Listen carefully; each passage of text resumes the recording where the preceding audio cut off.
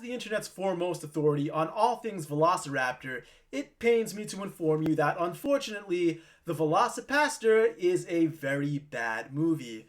Now, I know it was made on a very low budget, and so you're going to find quite a few people who actually like the movie ironically, and you're going to hear all the same excuses from them, like, it's so bad that it's good, or it's self-aware, so why don't you just go along for the ride instead of being so picky, or, it is what it is, and if you try to build this into something more than what it is, well, of course you're going to be disappointed. Well, you know me, you've read all the stuff on my blog already, but I don't buy into any of that. I am not going to change my standards all that much between shows just because one is so much cheaper than the other. For some things that really do cost a lot of money, yeah, I can forgive it a little bit, like CGI or something like costuming perhaps, but for the most part, the fundamentals of the movie, the writing, the dialogue, the acting, the directing, all that stuff, it's just bad, and so I can't give this movie a good grade. In fact, I would give it a grade I have not given in a very long time. Double tilde. Really, really bad.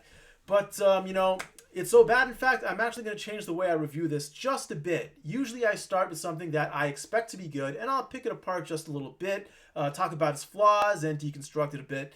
Here, on the other hand, I'm actually going to start it from the baseline of being absolutely terrible, and talk about actually some of the points that I do like, and try to build it up a little bit. That doesn't mean I forgive it, and though it doesn't mean I think it's a good movie, but I just need to be fair and say that it does have some good points here and there.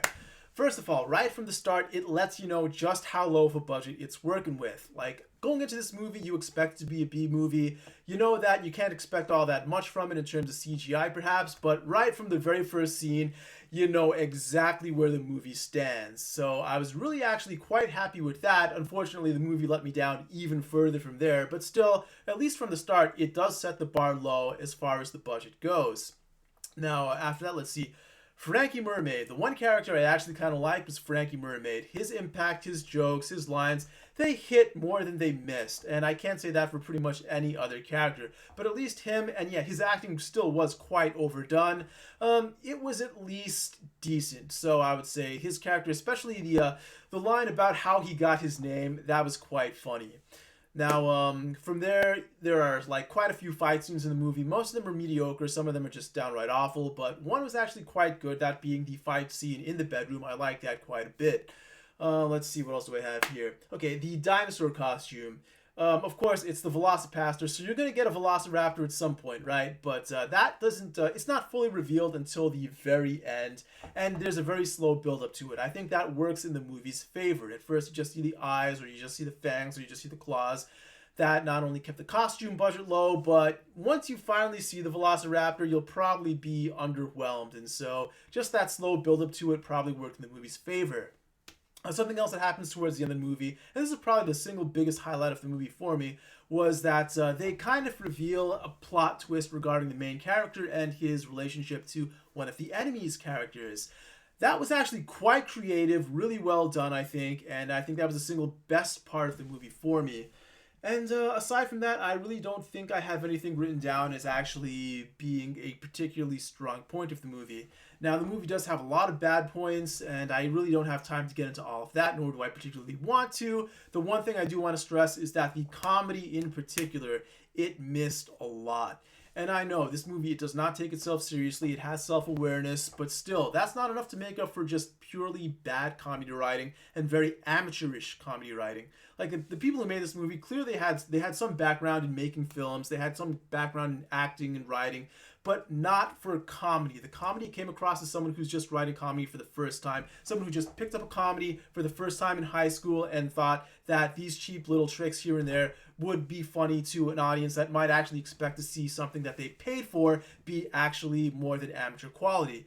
And what I'm talking about, for example, the single biggest example that stands out in my mind is that they have some scenes in this movie where the bad guys that just let out some evil laugh, and then they keep laughing, and then they keep laughing some more, and the scene just never kind of ends. And they expect that to be funny. But this is like the first thing you might actually do if you're making a home movie. Like, in my high school English class, we had some project where we had to memorize, I think it was Macbeth, and we had one group for the class did a little video where they were actually stabbing Macbeth, and he was just screaming, and they stabbed him some more, and he screamed some more, and this scene just went on and on and on.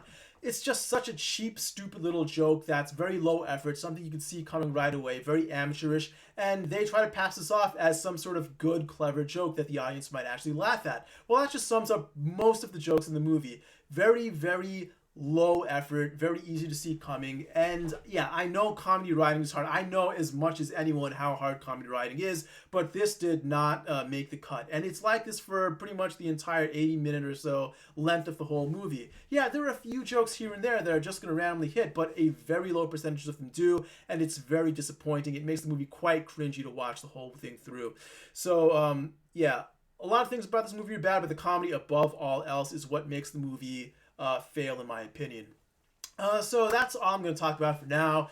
You can go ahead and watch this movie if you want to. Don't let me stop you, but just know to set the bar low. And if they do make a Velocipastor 2 or something like that, feel free to bring me on board as a consultant or something like that. But if not, and they do keep going with this, I just will never watch another one of these movies. I expect it to be terrible. So I hope they let this franchise rest in peace and not further tarnish the name of the Velociraptor any further.